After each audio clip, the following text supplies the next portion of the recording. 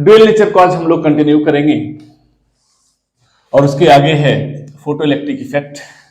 पिछले लेक्चर में हम लोगों ने देखा था कि कोई फोटोन है, इंसिडेंट होता है कोई सरफेस पे, तो कितना प्रेशर लगाएगा, कितना फोर्स लगाएगा, बस फोटोन के प्रॉपर्टी के बारे में हम लोगों ने पढ़ा था। आज देखेंगे कि अगर कोई फोटोन मेटेलिक सरफेस पे पड़ता है तो उसका क्या इंपैक्ट होगा। गेटिंग इट ना? This was discovered by Lenard Hertz. दोनों को हम मानते हैं, दोनों ने एक्सपेरिमेंट किया था। किनको पहले माना जाए, इसे भी एक कंट्राडिक्शन है, तो दोनों को मानिए। अगर कभी क्वेश्चन में आ गया तो लेनार्ड मारिएगा, अगर दोनों है तो, अदरवाइज दोनों को एक चलेगा। ठीक है, तो फोटोइलेक्ट्रिक इफेक्ट अब देखते हैं हम लोग। ठीक, फोटोइलेक्ट्रिक इफेक्ट कहता है when a light of suitable frequency falls on a metal, electrons are emitted. This phenomenon is called photoelectric effect.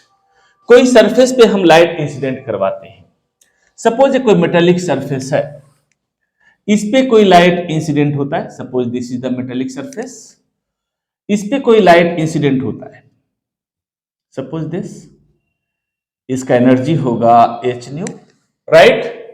It causes emission of electrons from metallic surface. यहां से कोई इलेक्ट्रॉन निकलेगा, this is called photoelectric effect. क्यों निकलेगा, कैसे निकलेगा, हम लोग इस पे आगे देखेंगे। ठीक है, तो कहता है when a light of suitable frequency falls on a metal, electrons are emitted. This phenomenon is called photoelectric effect. Emitted electrons are called photoelectrons. जो इलेक्ट्रॉन निकलेगा इसे हम बोलते हैं फोटो इलेक्ट्रॉन्स। अंडरस्टूड है, जब इलेक्ट्रॉन्स एक डायरेक्शन में मोशन में होगा और कोई पोटेंशियल देंगे, राइट, सपोज पॉजिटिव पोटेंशियल दी तो इलेक्ट्रॉन उसकी तरफ अट्रैक्ट होगा। तो एक डायरेक्शन में जब इलेक्ट्रॉन मोशन में होगा so there will be some current, that is called photo current। आगे हम देखेंगे इसको। तो ये कहता है when a light of suitable frequency, why suitable frequency? ये होता है क्या, सपोज ये जो सरफेस है ये आपका हार्ड मेटल भी हो सकता है, कोई सॉफ्ट मेटल भी हो सकता है, फेरस भी हो सकता है, ये आपका हो सकता है गोल्ड, मोस्ट मैलेबल मेटल, ऐसा भी हो सकता है एयू। गेटिंग इट ना? तो सुटेबल फ्रीक्वेंसी इन सेंस कि अगर हार्ड मेटल है, सपोज फेरस है या कोई स्टील है, तो इस पे इंसिडेंट होगा तो इलेक्ट्रॉन को डिसलॉज करने में ज्यादा एनर्जी कंज्यूम करेगा। अगर गोल्ड का मेटल है, you know gold is the most malleable metal, तो यहां से इलेक्ट्रॉन को डिसलॉज करने में कम एनर्जी कंज्यूम होगा। गेटिंग इट ना? इसीलिए हम लिए सुटेबल फ्रीक्वेंसी का।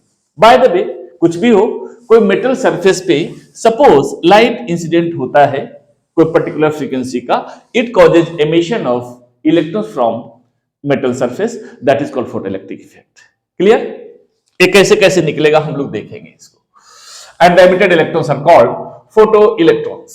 Photo electrons, emitted electrons are called photo electrons. Current flow होगा, that is called photo current. Now laws of photo electric effect. ये कहता है number of photo electrons emitted depends upon intensity of incident radiation. Intensity आप जानते हैं, intensity is the energy per second per unit area. Suppose unit area पे ये photo electrons unit area पे हम ले रहे हैं, ठीक है ना।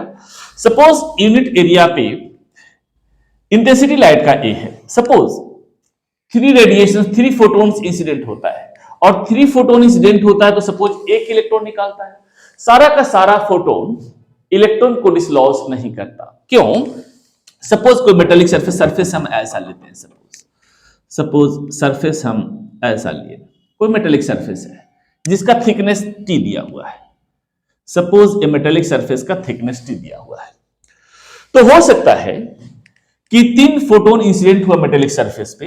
आसपास के, आप जानते हैं इलेक्ट्रॉन तो न्यूक्लियस के चारों ओर घूमता है, suppose this is nucleus, electron घूम रहा है। कोई दूसरा ऑर्बिट में इलेक्ट्रॉन कहीं यहां होगा, कोई तीसरा ऑर्बिट और होगा जिसमें इलेक्ट्रॉन कहीं यहां होगा या यहां होगा, इलेक्ट्रॉन यहां भी, इलेक्ट्रॉन कहीं भी इलेक्ट्रॉन हो सकता है। सपोज ये जब एक फोटोन इंसिडेंट हुआ तो इसका बीच रास्ता में इलेक्ट्रॉन घूम रहा था कहीं एटम के चारों ओर, न्यूक्लियस के चारों ओर, तो इसको कहीं भी फोटोन पे कहीं रास्ते पे मिला नहीं इलेक्ट्रॉन, तो सीधा हो सकता है चला जाए। यहां भी नहीं मिला तो सीधा चला जाए, वो कहीं भी हो सकता है। सपोज इसको यहां पे इलेक्ट्रॉन मिल गया, तो इलेक्ट्रॉन में क्या होता है, सपोज यहां से 10 जूल एनर्जी हम दिए, सपोज 10 जूल एनर्जी दिए, तो इलेक्ट्रॉन को डिसलॉज करने में सपोज 2 जूल एनर्जी लूज कर गया, तो इलेक्ट्रॉन जो बाहर आ जाएगा सपोज 8। ये मानी हुई चीज है, ऐसे ही मान रहा हूं समझाने के लिए। Suppose 10 joule h new, h is the constant, Planck's constant, frequency बढ़ाएंगे तो एनर्जी बढ़ेगा। सपोज कि एक पर्टिकुलर फ्रीक्वेंसी पे 10 जूल एनर्जी हम देते हैं, इलेक्ट्रॉन को रिक्वायर करने में लगा 2 जूल, तो इलेक्ट्रॉन 8 जूल काइनेटिक एनर्जी के साथ बाहर आएगा। Getting it? तो कहता है कि the number of photo electrons emitted depends upon intensity of incident radiation. ऐसा नहीं है कि जितना फोटोन इंसिडेंट हुआ पूरा का पूरा इलेक्ट्रॉन को निकाल दे। हो सकता है कुछ फोटोन के रास्ते में इलेक्ट्रॉन मिले ही नहीं। Getting it? सपोज समझने के लिए ऐसा मान ले कि 3 फोटोन इंसिडेंट हुआ और वो 1 इलेक्ट्रॉन को डिसलॉज करता है।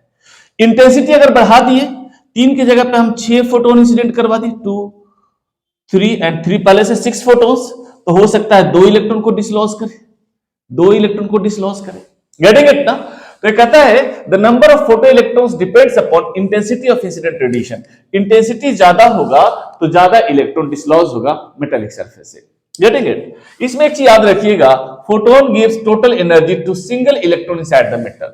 मेटल में ऐसा नहीं होता कि एक फोटोन 4 इलेक्ट्रॉन को एनर्जी डिस्ट्रीब्यूट करे या 4 फोटोन मिलकर 1 इलेक्ट्रॉन को एनर्जी डिस्ट्रीब्यूट करे, ऐसा नहीं होगा। हमेशा एक फोटोन एक ही इलेक्ट्रॉन को एनर्जी दे सकता है। क्लियर ना? तो इंटेंसिटी बढ़ाए तो ज्यादा इलेक्ट्रॉन निकला, और फर्दर हम इंटेंसिटी बढ़ा देते हैं तो सपोज और 3 इलेक्ट्रॉन्स निकला एंड सो ऑन। क्लियर? तो कहता है number of photo electrons emitted depends upon intensity of incident radiation. Photon gives total energy to single electron inside the metal. Next कहता है the number of photo electrons emitted is independent of frequency of incident radiation. Incident radiation के frequency पे depend नहीं करता। Suppose यहां एक और figure बनाते हैं। सपोज यहां से 3 फोटोन इंसिडेंट हुआ, h न्यू इसका एनर्जी था। गेटिंग इट ना? यहां से सपोज इलेक्ट्रॉन आपका डिसलॉज हुआ, यहां या यहां कोई भी एक 3 मान ले कि 1 इलेक्ट्रॉन को डिसलॉज कर रहा है, 1 इलेक्ट्रॉन यहां से निकला। Getting it? राइट? तो यहां से सपोज 10 जूल एनर्जी दिए तो 2 जूल लग गया इलेक्ट्रॉन को रिकॉइल करने में और 8 जूल से इलेक्ट्रॉन बाहर आ गया। सपोज 1 इलेक्ट्रॉन के लिए कंसीडर कर रहे हैं, तो कहते हैं number of photo electrons emitted is independent of frequency of incident radiation. Suppose 10 joule energy था, फ्रीक्वेंसी इतना है, फ्रीक्वेंसी अगर बढ़ा दिए, new dash is greater than new, कोई फ्रीक्वेंसी बढ़ा दिए तो एनर्जी कितना हो जाएगा? सपोज ये 12 जूल एनर्जी दे रहा है सपोज, तो इलेक्ट्रॉन को डिसलॉज करने में 2 जूल लगेगा लेकिन बाहर निकलेगा 10 जूल से। समझ में आ रही है बात? Means number of photo electrons emitted in independent, frequency बढ़ाएंगे तो ज्यादा इलेक्ट्रॉन नहीं निकलेगा। कितना इलेक्ट्रॉन निकलेगा? Number of electrons emitted depends upon intensity of incident radiation. Frequency ज्यादा देंगे तो उस फोटोन, सिंगल फोटोन का अगर फ्रीक्वेंसी बढ़ा दिए तो एनर्जी ज्यादा होगा, तो इलेक्ट्रॉन ज्यादा एनर्जी के साथ बाहर आएगा। Clear? Next, the maximum kinetic energy of photo electrons depends upon frequency of incident radiation. Maximum kinetic energy या काइनेटिक एनर्जी, मान ली मैक्सिमम मैं क्यों लिया मैं भी बताता हूं। सपोज यहां से 10 जूल लाइट इंसिडेंट करवाते हैं। सपोज 10 जूल हम लाइट अब इंसिडेंट करवाए। गेटिंग इट ना? इलेक्ट्रॉन यहां मिल गया तो 2 जूल इलेक्ट्रॉन को रिकॉइल करने में लगा, 8 जूल से बाहर आ गया। सपोज इलेक्ट्रॉन इसको यहां नहीं मिलता, इलेक्ट्रॉन यहां मिलता, राइट? तो इलेक्ट्रॉन को डिसलॉज करने में लगता 2 जूल, यहां से यहां तक मेटेलिक सरफेस में 2 जूल बाहर आता लगता, और मेटेलिक सरफेस से बाहर आने में 2 जूल लगता। तो 2 जूल लगा रिकॉइल करने में, 2 जूल आपका डिस्ट्रॉय हो गया अपर सरफेस तक आने में, फिर यहां से इलेक्ट्रॉन निकलेगा तो कहेंगे 6 जूल के साथ आएगा। सपोज इलेक्ट्रॉन यहां नहीं, इलेक्ट्रॉन यहां लोअर मोस्ट सरफेस पे मिलता तो 2 जूल लग गया रिकॉइल करने में, राइट? यहां से यहां तक जाने में लग गया सपोज 4 जूल, तो यहां से यहां कितना हो जाएगा? 4 जूल बचेगा।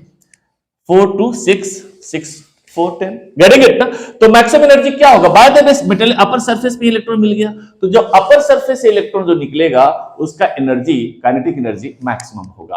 और सारा इक्वेशन हम अपर सरफेस से ही लेंगे क्योंकि मैक्सिमम काइनेटिक एनर्जी आप डिराइव कर सकते हैं और कोई इक्वेशन से ला सकते हैं। अंदर कहां मिलेगा थोड़ा सा टफ है, हालांकि वो भी ब्रैकेट्स में उससे भी इक्वेशन करके लाया था, तो पॉसिबल है लेकिन आसान होगा मैक्सिमम काइनेटिक एनर्जी को लेने, इसलिए हम मैक्सिमम काइनेटिक एनर्जी यहां कंसीडर किए हैं। तो maximum kinetic energy of photo electrons depends upon frequency of incident radiation. अभी बताएं कि फ्रीक्वेंसी बढ़ा दिए मींस 10 जूल की जगह पे हम 12 जूल एनर्जी दिए, राइट? तो 8 जूल लगा, सपोज 2 जूल लगा रिकॉइल करने में, 8 तो कितना होगा? 10 जूल से बाहर आएगा। तो फ्रीक्वेंसी बढ़ाएंगे तो उसी फोटो इलेक्ट्रॉन्स का एनर्जी बढ़ जाएगा। The maximum kinetic energy of photoelectrons is independent of intensity of incident radiation. Intensity बढ़ाएंगे, नंबर ऑफ फोटोन्स ज्यादा इंसिडेंट करवाएंगे तो नंबर ऑफ फोटो इलेक्ट्रॉन्स ज्यादा एमिट करेगा, क्योंकि याद रखिए photon gives total energy to single, ये आपका दिया सिंगल इलेक्ट्रॉन को टोटल एनर्जी देता है। Getting it? तो maximum kinetic energy of photoelectron intensity पे डिपेंड नहीं करेगा। नेक्स्ट कहता है there is practically no time gap between incident of photon and emission of photoelectrons. जैसे ही फोटोन इंसिडेंट होता है इलेक्ट्रॉन वैसे ही डिसलॉज हो जाता है, बिल्कुल कोई टाइम गैप नहीं होता। नेक्स्ट कहता है the frequency of incident radiation is less than certain minimum value called threshold frequency, no photoelectrons emitted. अगर पर्टिकुलर फ्रीक्वेंसी से कम होगा तो कोई फोटोइलेक्ट्रॉन्स नहीं निकलेगा। जैसे देखते हैं फिर से, एक कोई मेटेलिक सरफेस है, ये मेटेलिक सरफेस है, यहां कोई फोटोन इंसिडेंट होता है, सपोज 3 फोटोन्स इंसिडेंट हो रहे हैं जिसका एनर्जी है h न्यू, मान लिया आप 10 जूल, राइट। यहां से इलेक्ट्रॉन सपोज डिसलॉज हुआ, इसको रिक्वायर करने में लगा 2 जूल, बाहर निकला 8 जूल एनर्जी के साथ। क्लियर? अगर 10 जूल एनर्जी दिए तो 2 जूल रिक्वायर करने में लगा, 8 जूल से बाहर आ गया। 10 जूल से अगर घटाकर हम 8 जूल कर दिए तो 2 जूल रिक्वायर करने में लगेगा, बाहर जाएगा 6 जूल से। 8 जूल के जगह पे अब इंसिडेंट रेडिएशन हम 6 जूल कर दिए तो रिक्वायर करने में लगा 2 जूल, बाहर जाएगा 4 जूल से। अगर हम 4 जूल दिए तो 2 जूल रिक्वायर करने में लगा, इलेक्ट्रॉन का एनर्जी हो जाएगा 2 जूल। अगर हम 2 जूल दिए, गेटिंग इट ना, तो इलेक्ट्रॉन को रिक्वायर करने में लगा 2 जूल और बाहर आएगा 0 जूल एनर्जी से। गेटिंग इट ना, जस्ट इलेक्ट्रॉन रिक्वायर होगा एक पर्टिकुलर फ्रीक्वेंसी पे, एक पर्टिकुलर एनर्जी पे। अंडरस्टूड है? एच तो कांस्टेंट है तो एनर्जी हम घटा रहे हैं तो इसका मतलब फ्रीक्वेंसी हम चेंज कर रहे हैं। तो अगर 2 जूल हम एनर्जी इंसिडेंट करवाए, उसके कॉरस्पॉन्डिंग जो फ्रीक्वेंसी है उससे कम फ्रीक्वेंसी है, उससे कम एनर्जी का लाइट इंसिडेंट करवाएंगे तो इलेक्ट्रॉन निकलेगा नहीं, right. So this particular frequency is called threshold frequency and corresponding wavelength will be threshold wavelength. Clear? ये था बेसिक लॉज था फोटो इलेक्ट्रिक इफेक्ट पे। नाउ अब हम लोग देखते हैं Einstein's equations, Einstein's equation of photo electric effect, photo electric effect, Einstein's equation of photo electric effect. इसी का जस्ट डिस्ट्रीब्यूशन है, एनर्जी का डिस्ट्रीब्यूशन है इसमें, और उन्होंने आइंस्टीन ने किया था। सपोज यहां से लाइट इंसिडेंट हुआ इस सरफेस पे, h new 10 joule, getting it? Energy को रिक्वायर करने में कुछ एनर्जी लगेगा, सपोज एनर्जी लगा 2 जूल, इलेक्ट्रॉन निकलेगा सपोज 8 जूल एनर्जी के साथ, गेटिंग इट? तो जो इलेक्ट्रॉन मिनिमम एनर्जी भी बताया उससे कम होगा तो थ्रेशोल्ड फ्रीक्वेंसी होगा। एक चीज और थोड़ा सा बता दो, उसके बाद लिखूंगा मैं इसे, पहले हम वर्क फंक्शन कर ही लेते हैं। वर्क फंक्शन, वर्क फंक्शन इसे हम W से रिप्रेजेंट करेंगे। It is the minimum energy required, it is the minimum energy required to dislodge an electron from metallic surface,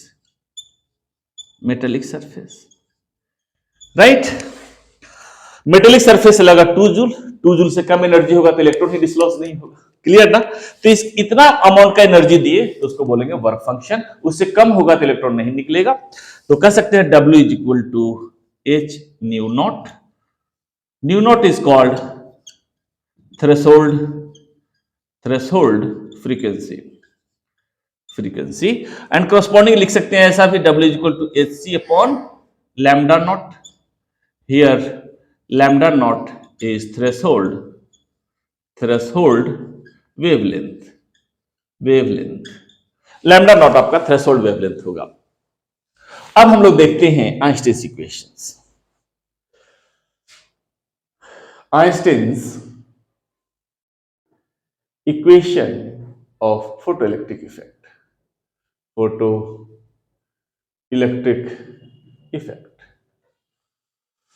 right?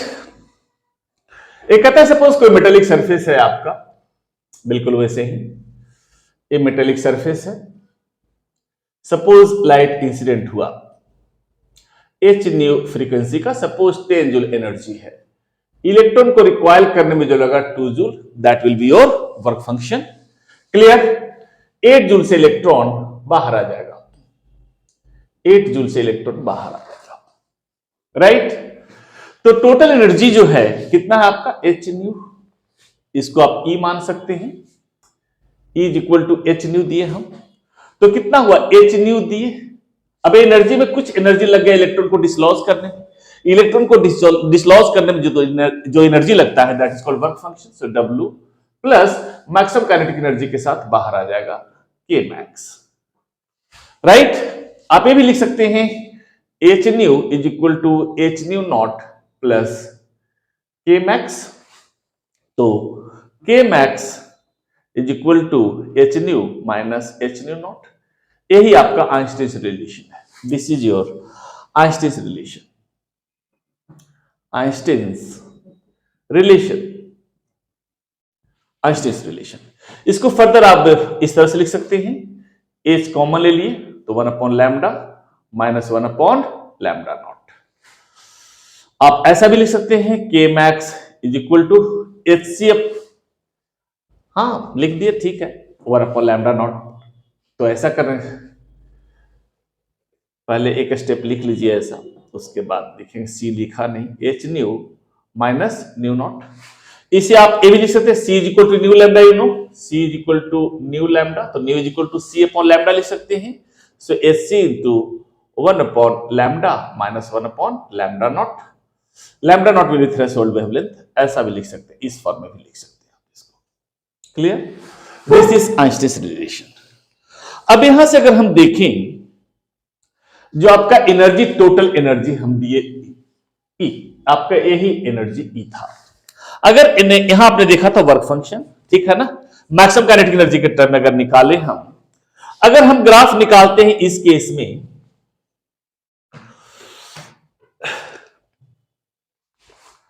Energy और के मैक्स, इधर हम ले लिए एनर्जी ई, इधर हम लेते हैं के मैक्स, गेट इट।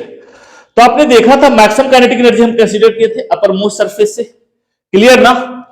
तो आपका के मैक्स कितना आया, के मैक्स आपका है is equal to H nu minus H nu naught. H nu आपका कितना है, यही आपका एनर्जी था, total energy, H nu naught आपका वर्क फंक्शन डब्ल्यू है, राइट, ऐसा कुछ है। अब इक्वेशन अगर देखें y is equal to M X plus C के फॉर्म में आ जाता है, इस टाइप के फॉर्म में आ जाएगा, कांस्टेंट होगा, ए माइनस आ रहा है, मींस नीचे से एनर्जी अगर कंसीडर करें इसको तो इस तरह से ले सकते हैं, ये आपका एनर्जी होगा E naught, E naught that is your W, यहां ई नॉट भी लिख सकते हैं, मैक्सिमम एनर्जी के टर्म में लेना चाहें तो that is W is E not ले लीजिए, ये आपका ई नॉट है और वर्क फंक्शन, गेटिंग इट, समझ में आ गया होगा। कोई मेटेलिक सरफेस पे हम एनर्जी देते हैं, अगर उससे कम एनर्जी देंगे तो इलेक्ट्रॉन नहीं निकलेगा, फर्दर जो भी एनर्जी अगर हम इंसिडेंट फोटोन का एनर्जी बढ़ाएंगे इलेक्ट्रॉन का एनर्जी बढ़ता जाएगा। तो वैसे ही आप फ्रीक्वेंसी का निकाल सकते हैं, ग्राफ अगर निकालना चाहें तो टोटल एनर्जी ई, और या ऐसा करें फ्रीक्वेंसी न्यू के टर्म में, न्यू इधर लेते हैं हम और इधर हम ले लिए आपका काइनेटिक एनर्जी मैक्स। इस केस में भी अगर निकालें तो ऐसा ही कुछ आएगा, एनर्जी चेंज होगा तो फ्रीक्वेंसी भी चेंज होगा, ये आपका हो जाएगा new not, that is your threshold frequency, clear. बिल्कुल वैसे ही एक और क्वेश्चन आ गया था वेवलेंथ के फॉर्म में, सो थर्ड इक्वेशन आप इस तरह से लिख सकते हैं, इधर 1 अपॉन लैम्डा के टर्म में, इधर के एक्स, आप एच न्यू को ही लिख सकते हैं एस सी अपॉन लैम्डा, तो इस केस में भी अगर निकालें तो ऐसा ही आएगा, that is your 1 upon lambda not, ये पोजीशन आपका 1 अपॉन लैम्डा नॉट हो जाएगा, क्लियर। ये थे आपके कुछ ग्राफ आइंस्टीन इक्वेशंस पे जो समझ में आ गया होगा, कुछ नहीं जो बताया उसी को लाइन खींच दिया। अब आगे देखते हैं,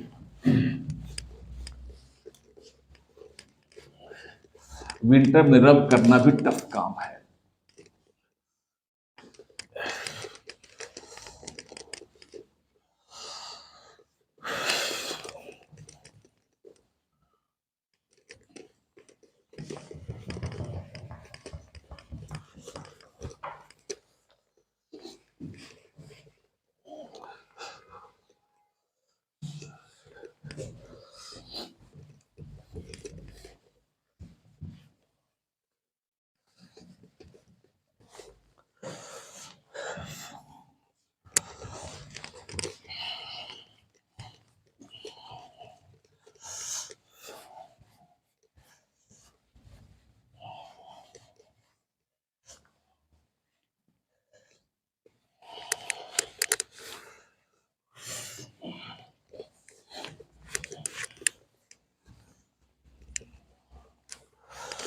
अब हम देखते हैं स्टॉपिंग पोटेंशियल।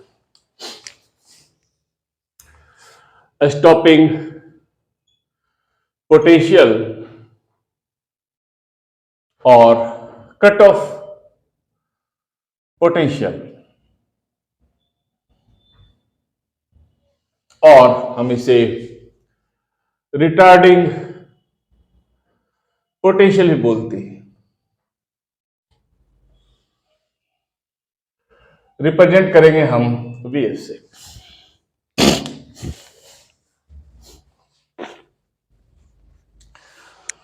ये कहता है it is the minimum potential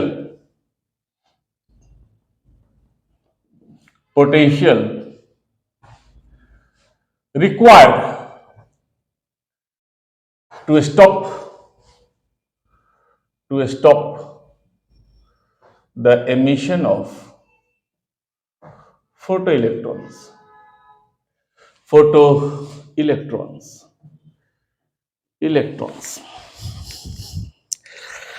एक चीज हम थोड़ा सा भूल गए लिखना, वही भी याद कर रहा था, वहां पे लिखना चाहिए था। थोड़ा सा लिख लीजिए आप। ये वर्क फंक्शन यहां पे है तो यहां पे बेटर रहेगा। Work function varies from metal to metal। it has minimum value for alkali metal।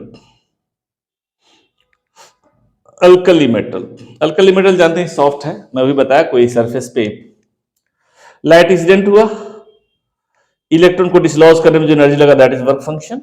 बाकी काइनेटिक एनर्जी मैक्स के साथ इलेक्ट्रॉन बाहर आ जाएगा। तो जो इलेक्ट्रॉन को डिसलॉज करने में लगेगा जो सबसे सॉफ्ट मेटल होगा, और सॉफ्ट मेटल जानते हैं अल्कली मेटल है, तो अल्कली मेटल का वर्क फंक्शन मिनिमम होता है। खैर कोई मेटल के लिए कंसीडर करते हैं। स्टॉपिंग पोटेंशियल कहता है या रिटार्डिंग पोटेंशियल या cut off potential, it is the minimum potential required to stop the emission of photo electrons. Photo electrons के एमिशन को रोक दे उतना रिटार्डिंग पोटेंशियल चाहिए। जैसे सपोज कोई मेटेलिक सरफेस है, एक कोई मेटेलिक सरफेस है, वही कोई फोटोन इंसिडेंट होता है h न्यू एनर्जी से, सपोज 10 जूल एनर्जी है, इलेक्ट्रॉन को रिक्वायर करने में 2 जूल एनर्जी लगा that is your work function, और 8 जूल से इलेक्ट्रॉन बाहर आ गया। क्लियर? अगर ऐसा करें हम इसे, सपोज कोई पोटेंशियल अभी नहीं है, 0 वोल्ट पोटेंशियल भी है, तो इलेक्ट्रॉन इतना लगा, डिसलॉज करने में ऐसा होगा, कुछ एनर्जी लगेगा 2 जूल। अगर हम ऐसा करें कि -2 वोल्ट एनर्जी दी, -2 वोल्ट निगेटिव पोटेंशियल यहां दे दिए, तो इलेक्ट्रॉन को निगेटिव पोटेंशियल रिपेल करेगा, तब डिसलॉज करने में लगेगा सपोज 1.5 जूल, अब बाहर आएगा 8.5 जूल से। फर्दर अगर निगेटिव पोटेंशियल बढ़ाते हैं -4 वोल्ट की, तो सपोज इलेक्ट्रॉन को डिसलॉज करने में अब लगा 1 जूल, बाहर आएगा 9 जूल से। अगर -6 वोल्ट किए तो इलेक्ट्रॉन को रिक्वायर करने में लगा सपोज 0.5 जूल, और बाहर आएगा 9.5 जूल से। जितना निगेटिव पोटेंशियल देंगे इमिशन उतना ही आसान होता जाएगा। लेकिन बाय द वे अगर उल्टा करें, अगर उल्टा हम सोचते, इसको अगर हम पॉजिटिव पोटेंशियल देते हैं, सपोज नॉर्मली 0 पोटेंशियल पे था तो 2 जूल इलेक्ट्रॉन को रिक्वायर करने में लगा, 8 जूल से इलेक्ट्रॉन बाहर आएगा। अगर +2 वोल्ट दिए तो इलेक्ट्रॉन को अट्रैक्ट करेगा, पॉजिटिव पोटेंशियल देंगे तो अट्रैक्ट करेगा मींस इलेक्ट्रॉन को डिसलॉज करना टफ हो जाएगा, तो कहेंगे ये अब लगेगा 2.5 जूल, अब बाहर निकलेगा 7.5 जूल से। अगर +4 वोल्ट दे दिए तो और ज्यादा अट्रैक्ट करेगा इलेक्ट्रॉन को, तो डिसलॉज करने में लगेगा 3 जूल, बाहर निकलेगा 7 जूल से। अगर +6 वोल्ट दे दिए राइट, तो इलेक्ट्रॉन को डिसलॉज करने में लगेगा कितना, 4 जूल, बाहर निकलेगा 6 जूल से। और सपोज +8 वोल्ट दे दिए तो लगा कितना, इलेक्ट्रॉन को डिसलॉज करने में लगेगा 6 जूल, बाहर निकलेगा आपका 4 जूल कुछ ज्यादा ना लिखे, चलिए अब कर दिए तो करते हैं। प्लस 10 वोल्ट दिए तो इलेक्ट्रॉन को डिसलॉज करने में लगा कितना, 8 जूल, बाहर निकलेगा 2 जूल से। अगर प्लस 12 वोल्ट दिए तो इलेक्ट्रॉन को रिक्वाइल करने में लगा 10 जूल और बाहर निकलेगा 0 जूल एनर्जी से। राइट ना, मिस पहले 10 जूल में जो 8 जूल एनर्जी के साथ बाहर जा रहा था, 8 जूल 0 जूल एनर्जी से बाहर आ जाएगा। क्लियर ना, जस्ट डिसलॉज होगा। अब कहता है इससे ज्यादा हम बढ़ा दिए ग्रेटर देन प्लस 12 वोल्ट तो क्या होगा, इलेक्ट्रॉन नहीं निकलेगा। तो this particular potential is called stopping potential. Clear ना, मींस एनर्जी सबसे ज्यादा किसका होगा, जो अपर मोस्ट सरफेस पे इलेक्ट्रॉन है, मैक्सिमम काइनेटिक एनर्जी के साथ बाहर निकलेगा। अगर उस इलेक्ट्रॉन को रोक लिए तो जो नीचे इलेक्ट्रॉन, बहुत सारे सपोज फोटोन इंसिडेंट हो रहे हैं, जो इलेक्ट्रॉन नीचे से जाएगा उसका तो एनर्जी ऑटोमेटिकली कम होगा, तो ऑटोमेटिकली रुक जाएगा। क्लियर ना, तो अपर मोस्ट को अगर रोक लिए तो इसका कह सकते हैं K max is equal to EVS, ये हो गया स्टॉपिंग पोटेंशियल। आप ऐसा भी लिख सकते हैं वीएस इज इक्वल टू के मैक्स अपॉन ई। के मैक्स को आप कैसा लिख सकते हैं, के मैक्स आप जानते हैं इतना होता है कुछ, तो आप लिख सकते हैं H nu minus H nu naught क्या था आपका, work function, H nu minus work function divided by E, ये हो गया आपका स्टॉपिंग पोटेंशियल। गेटिंग इट, हम फ्रीक्वेंसी के साथ सारा कुछ निकाले थे, तो स्टॉपिंग पोटेंशियल को कितना लिख सकते हैं आप, अगर यहां से कॉमन ले ले h तो nu minus W equal to H nu naught divided by E, ऐसा कुछ होता है, W equal to H nu naught, इस फॉर्म में भी लिख सकते हैं। राइट, अगर इसको हम ग्राफ बनाना चाहें तो कैसा आएगा स्टॉपिंग पोटेंशियल के साथ, पहले हम ले ले फ्रीक्वेंसी के साथ, यहां हमने पहले निकाल दिया था, एनर्जी के साथ निकालो, फ्रीक्वेंसी के साथ ही देख लीजिए।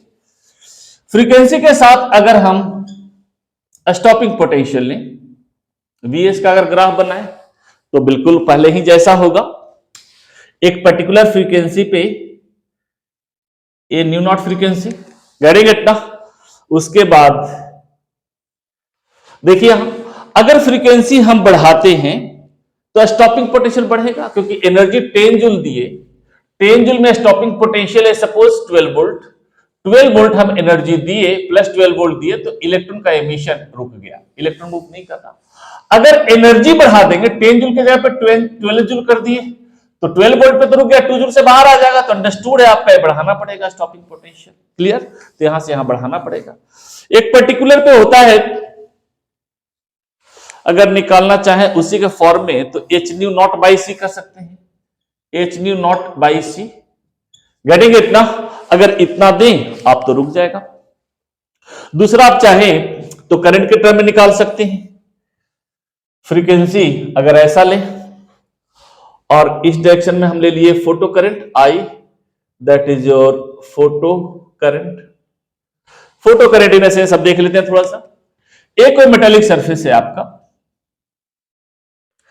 सपोज यहां से बहुत सारे फोटोन्स इंसिडेंट हो रहे हैं, राइट, और बहुत सारे इलेक्ट्रॉन निकला, सपोज एक इलेक्ट्रॉन यहां से निकल रहा, एक इलेक्ट्रॉन यहां से निकल रहा, एक इलेक्ट्रॉन कहीं यहां से निकल रहा, ऐसा कुछ है। अगर यहां पॉजिटिव पोटेंशियल से कोई इलेक्ट्रोड लगा दे पॉजिटिव पोटेंशियल पे, तो इलेक्ट्रॉन को एक डायरेक्शन में अट्रैक्ट करेगा, तो एक डायरेक्शन में मूव करेगा, तो there will be current, that is called photo current. तो इस केस में अगर लें, अगर बढ़ाएं तो कुछ इस तरह से आता है इसका ग्राफ, ये आपका हो जाएगा, आप वैसे ही इसी के जैसा फ्रीक्वेंसी के साथ अगर ले हम तो ये आ जाएगा आपका स्टॉपिंग पोटेंशियल, जो भी रिटार्डिंग पोटेंशियल जो होगा वीएस निगेटिव में आएगा। फिर एक स्टेज के बाद करंट यूनिफॉर्म हो जाएगा। देखिए कैसे, जैसे सपोज ये कोई मेटालिक सरफेस है आपका, राइट, इंसिडेंट रेडिएशन का एनर्जी है आपका एच न्यू, इलेक्ट्रॉन निकला, अंडरस्टूड है, पॉजिटिव पोटेंशियल से हम यहां देंगे तो करंट फ्लो होगा आपका। तो एक पर्टिकुलर यहां दिए हम, तो सपोज हम फ्रीक्वेंसी बढ़ाते जाते हैं, यहां से फ्रीक्वेंसी, फोटो इलेक्ट्रॉन्स उतने ही निकल रहे हैं, सपोज ढेर सारे इलेक्ट्रॉन्स हैं, यहां से बहुत सारे फोटॉन्स आ रहे हैं, सपोज यहां से मान लीजिए 1 2 3 4, मान लीजिए ऐसे 1 2 3 4, इतने इलेक्ट्रॉन्स इस डायरेक्शन में मूव कर रहे हैं, इतने इलेक्ट्रॉन्स इस डायरेक्शन में मूव कर रहे हैं। अब हम फ्रीक्वेंसी बढ़ाएंगे तो इलेक्ट्रॉन का मोशन बढ़ जाएगा, एनर्जी बढ़ जाएगा, एनर्जी बढ़ जाएगा, ज्यादा एनर्जी के साथ आएगा I is equal to Q/T।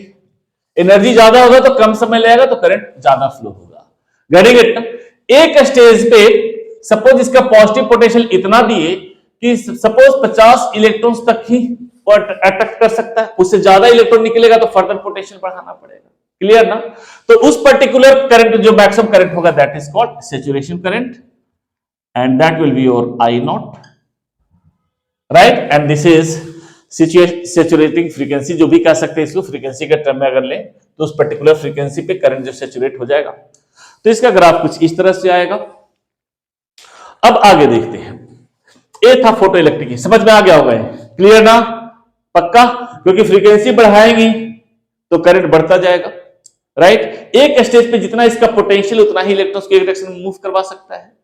ज्यादा इलेक्ट्रॉन अगर डिसलॉज भी हो रहा है तो एक लिमिटेशन है कितना ही इलेक्ट्रॉन्स को एक डायरेक्शन में मूव करवा रहा है। अगर ज्यादा इलेक्ट्रॉन, ज्यादा एनर्जी आ रहा है तो कम समय लग रहा है तो करंट और ज्यादा बढ़ सकता है, लेकिन ए रिटार्डिंग पोटेंशियल, सॉरी जो प्लेट पोटेंशियल वो तो आपका कांस्टेंट है।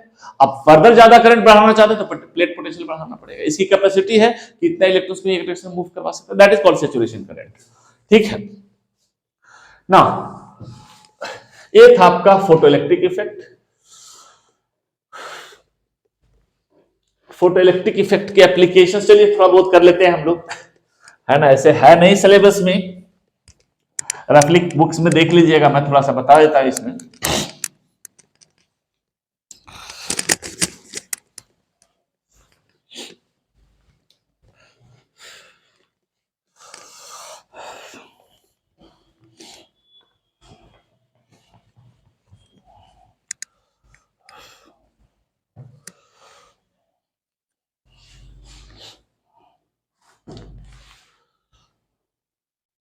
Photocell,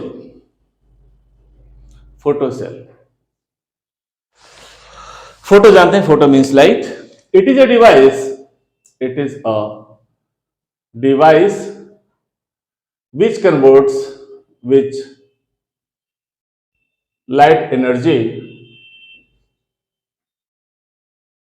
into electrical energy, electrical energy।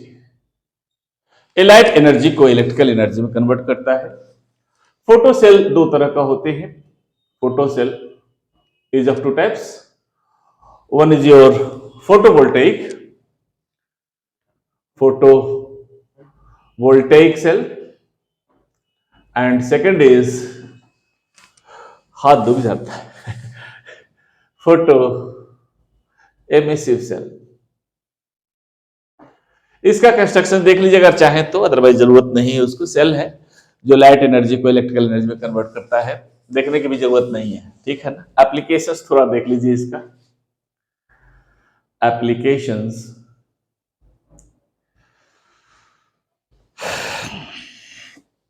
First कहता है in burglar alarm, burglar alarm,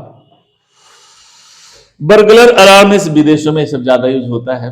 चोर की घंटी से, वहां चोर कम रहते हैं, लेकिन फिर भी ये फोटोसेल कुछ नहीं है। जैसे सपोज कोई है, इस पे लाइट एनर्जी कहीं से इंसिडेंट हुआ, इलेक्ट्रॉन एक डायरेक्शन में मूव किया, राइट?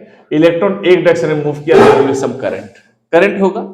अगर उस करंट को कोई रेजिस्टेंस, कोई बेल से जोड़ दीजिए तो घंटी बजने लगेगी। तो वही है कि सपोज घर का कोई वीक पोर्शन है जहां से चोर को आने की संभावना है, तो वहां पे एक फोटो सेल लगा देते हैं, राइट? इस तरह से सपोज एक घर है आपका, जो भी घर है, घर का एक वीक पोर्शन ए है, यहां पे कोई फोटो सेल लगा दीजिए और पीछे डार्केंड होता है। जैसे ही चोर जी दरवाजा तोड़कर आएंगे, गड्ढे गिरना, पीछे कोई सोर्स ऑफ लाइट एक रखा हुआ रहता है सुटेबल फ्रीक्वेंसी का, राइट? तो ये टूटेगा तो इसका लाइट इस पे इंसिडेंट होगा। जैसे इंसिडेंट होगा राइट। सोलर सेल घंटी बजने लगी तो चोर जी पकड़े जाएंगे, जो भी है, नहीं भी पकड़े जा सकते हैं। Second, in fire alarm, in fire alarm, वो किचन वगैरह में भी बाहर में ज्यादा यूज होता है, भारत में से ये सब कम यूज करते हैं लोग। जैसे किचन वगैरह में हुआ कि एक लिमिटेशन तक उसमें अगर इल्यूमिनेशन है, ब्राइटनेस है, तो सेल काम नहीं करेगा। आग लग गई तो बहुत ज्यादा लाइट होगा, इंसिडेंट होगा, तो बेसिकली एक सोलर पैनल लगा हुआ रहता है छोटा सा, और उसको एक बेल से कनेक्ट कर देते हैं। तो ज्यादा कभी फायर सिलेंडर में आग लग गई या किसी भी तरह से आग लग गया तो पैनल पे ज्यादा अमाउंट ऑफ लाइट इंसिडेंट होगा, तो आपका घंटी बजने लगेगा। ठीक है। Third, as day light recorder, day light recorder, दिन में कितना रोशनी था, कितना इल्यूमिनेशन था, उसको भी रिकॉर्ड करता है। ज्यादा अगर ब्राइटनेस है, ज्यादा इल्यूमिनेशन है, तो ज्यादा करंट डेवलप होगा। ठीक है। Fourth, as automatic counter, automatic counter, India में भी अब कुछ कुछ डिटेल्स में शुरू किया है। बाहर में सब चलता है कुछ कि आप जाइए, सामान लीजिए, खुद पैसा जमा कीजिए, जहां से ले रहे हैं वहां फोटो सेल लगे हुए हैं, पिक किया आपने सामान, पता लग गया सामान लेकर जा रहे हैं, राइट। काउंटर पे पैसा डिपॉजिट कीजिए, आपको सामान, आप सामान लेकर जा सकते हैं। बाय द वे पैसा नहीं करेंगे, डिपॉजिट करेंगे, वैसे ही ले जाएंगे तो बाहर रोबोट आपका खड़ा है, वो आपको पकड़ लेगा। वैसे ही होता है, कितना बहुत सारे हैं।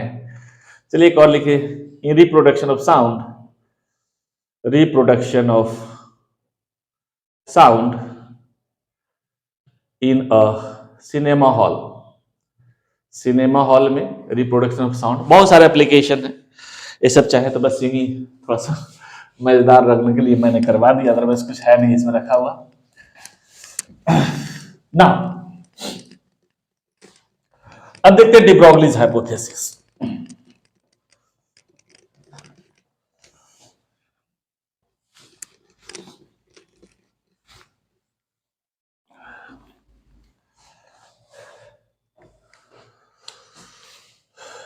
D Broglie's hypothesis, hypothesis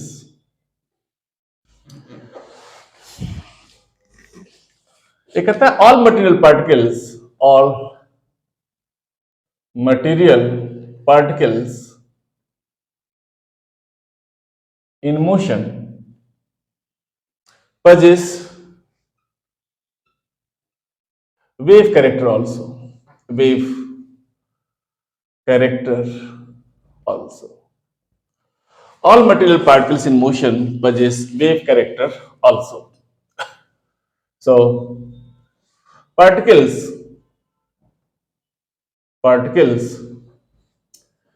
such as protons and electrons,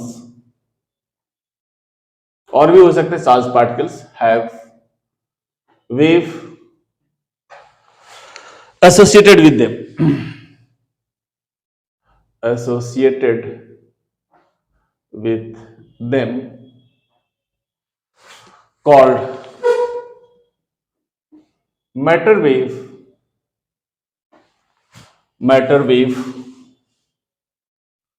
or de Broglie wave, de Broglie wave. The wavelength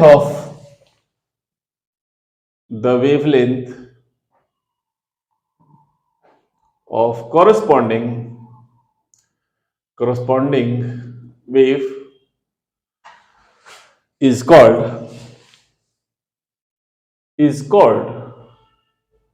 de Broglie's wavelength.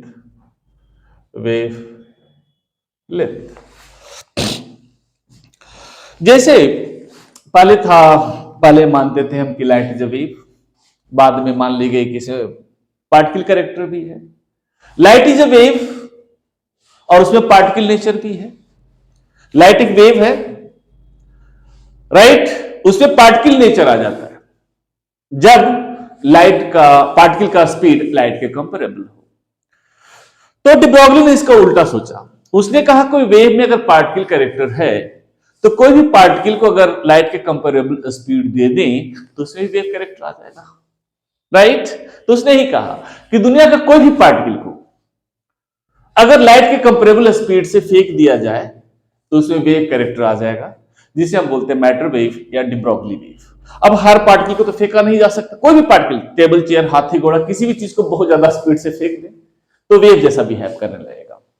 अब हर पार्टिकल को तो भेजा जा नहीं सकता, क्योंकि हाथी को भेजना चाहेंगे, कोई पेन को भेजना चाहेंगे तो एनर्जी कहां से देंगे। लेकिन इंटेंस इलेक्ट्रिक फील्ड में इलेक्ट्रॉन्स और प्रोटॉन्स को भेजा जा सकता है, राइट। तो इलेक्ट्रॉन्स और प्रोटॉन्स को किसी भी तरह से एक्सीलरेटिंग पोटेंशियल में अगर रखते हैं, गड़ेगा तो हाई स्पीड गेन कर सकता है, और जैसे ही हाई स्पीड गेन करेगा उसमें वेव कैरेक्टर आ जाएगा। उस वेव को हम डी ब्रोगली वेव या मैटर वेव बोलते हैं, और जो वेवलेंथ आएगा उस वेव का उसको हम बोलेंगे डी ब्रोगली वेवलेंथ। यही कहता है। एक कहता है all material particles in motion possess wave character also, right? So particles such as protons, electrons, positron भी हो सकता है, mesons भी हो सकता है, कुछ भी हो सकता है, चार्ज पार्टिकल्स जो इलेक्ट्रिक फील्ड के साथ इन्फ्लुएंस्ड हो, have wave associated with them called matter wave or de Broglie wave. The wavelength of corresponding wave is called de Broglie wavelength. तो उसका वेवलेंथ क्या होगा? मींस कोई पार्टिकल को बहुत ज्यादा स्पीड दे दे, यही कोई पार्टिकल है, अगर इसके लाइट के कंपेरेबल स्पीड दे दें, v is comparable to the speed of light, c/2, c/4 ही बहुत ज्यादा स्पीड है, तो इसमें आपका वेव कैरेक्टर आ जाएगा। वेव कैरेक्टर आ जाएगा तो उसका कोई वेवलेंथ होगा, दैट इज लैम्डा। इसी के बारे में हमें पढ़ना है। अब जानते हैं energy E is equal to H nu, right. अब आइंस्टीन रिलेशन से आप ये भी जानते हैं E is equal to M C square. अगर दोनों को लिखें तो कह सकते हैं M C square is equal to H nu, M C is equal to H nu by C, right. ये फोटोन के लिए है। आप अगर एमसी को अगर मोमेंटम मान लेते, जो पहले भी हम लोग फोटोन में पढ़ा था, आप कह सकते हैं कितना, you know C is equal to nu lambda, so nu by C is equal to 1 by lambda लिख सकते हैं। तो यहां लिख सकते हैं H upon lambda, so lambda is equal to H upon P. तो कहेंगे एक फोटोन है, अगर पार्टिकल नेचर है तो उसका वेव ऐसा होगा। एक फोटोन को अगर पार्टिकल मान लें तो फोटोन का वेवलेंथ कुछ ऐसा होगा, दैट इज फॉर फोटोन। जब उसमें पार्टिकल नेचर है तो उसमें वेव नेचर जब आएगा तो उसका वेवलेंथ ऐसा कुछ होगा। अगर ले for material particle, for material particle अगर कंसीडर करें, कोई मटेरियल पार्टिकल प्रोटॉन्स और इलेक्ट्रॉन्स, तो उसके लिए आप lambda is equal to H upon M V आप लिख सकते हैं। Getting it? This is for material particle, यही हो जाएगा। तो वेलोसिटी हम लाना चाहते हैं तो वेलोसिटी कहां से लाएंगे? तो वेलोसिटी को आप जानते हैं, कोई भी मटेरियल पार्टिकल है, सपोज कोई भी चार्ज पार्टिकल है, राइट, कोई चार्ज पार्टिकल है, अगर पॉजिटिव पोटेंशियल दे दे, negative potential, intense electric field दिए, तो charge particle in direction of electric field move करेगा, राइट। तो बहुत ज्यादा इलेक्ट्रिक फील्ड दिए तो उसमें कुछ वेलोसिटी भी आएगा जो बहुत ज्यादा होगा, लाइट के कंपेरेबल हो सकता है, राइट। वैसे कोई भी लाइट से ज्यादा स्पीड की किसी पार्टिकल को नहीं दिया जा सकता। Getting it? कोई भी पार्टिकल को लाइट के स्पीड से ज्यादा वेलोसिटी से नहीं दिया, फेंका जा सकता है, दिया नहीं जा सकता। तो यह वेलोसिटी अगर गेन करना है तो आप कह सकते हैं half M V square EV.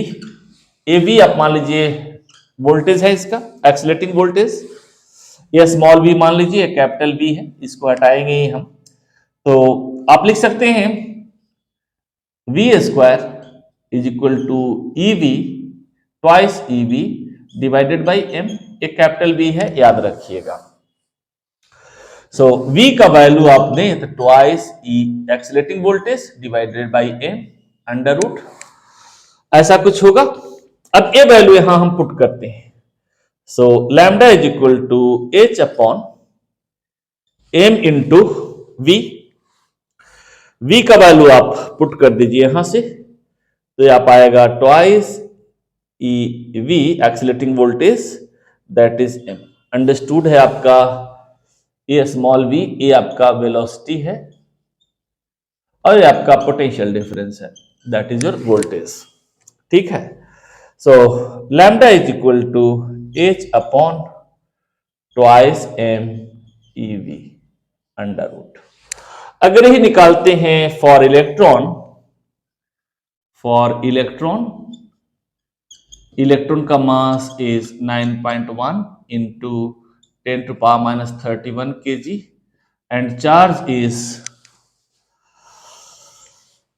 1.6 into 10 power minus 19 coulomb. तो बेसिकली इलेक्ट्रॉन ही पहले लिख दिया मैं, तो इलेक्ट्रॉन ही फॉर मटेरियल पार्टिकल। इलेक्ट्रॉन ले लीजिए, मान लीजिए यही है, यही कर दीजिए इलेक्ट्रॉन के लिए। इतना वैल्यू पुट करते हैं तो लैम्डा इज इक्वल टू आएगा 150 upon under root V angstrom. ये इतना कुछ वेवलेंथ आता है। क्लियर? और इसको और सॉरी 150 का पूरा का आता है, इतना पूरा का अंडर रूट 150 का अगर निकालते हैं तो ये भी lambda is equal to 12.17 divided by under root V angstrom. इतना कुछ आता है, 17 या 27 देख लीजिएगा। 12.17 angstrom divided by under root V voltage इतना आता है। एक चीज और यहां से आप कर सकते हैं कुछ इस तरह से कि जैसे काइनेटिक एनर्जी आप जानते हैं हाफ एम वी स्क्वायर, अगर ऊपर नीचे से मल्टीप्लाई कर दें तो half into M square V square upon M आ जाएगा। इसको लिख सकते हैं P square upon twice M. तो काइनेटिक एनर्जी का एक इक्वेशन है P square upon twice M, याद रखिएगा। अभी तो मैं सलाह नहीं दूंगा कि अब जेई मेन के लिए मेरा लेक्चर देखिए, बस फर्दर आगे के लिए मैं डाल रहा हूं। लेकिन बाय द वे कहीं मन करे तो देख लीजिएगा, बहुत इंपॉर्टेंट रिलेशन है। जेई मेन में और नीट में बहुत बार इससे क्वेश्चंस आते हैं। बहुत छोटा सा इक्वेशन है लेकिन इंपॉर्टेंट है। यहां से आप ऐसा भी कह सकते हैं P is equal to twice M के अंडर रूट। दोनों के बीच का रिलेशन ऐसा होता है। ये था बेसिक डिब्रोगलिस पे, कुछ और करेंगे फिर हम इस पे क्वेश्चंस करेंगे। आज यहीं तक।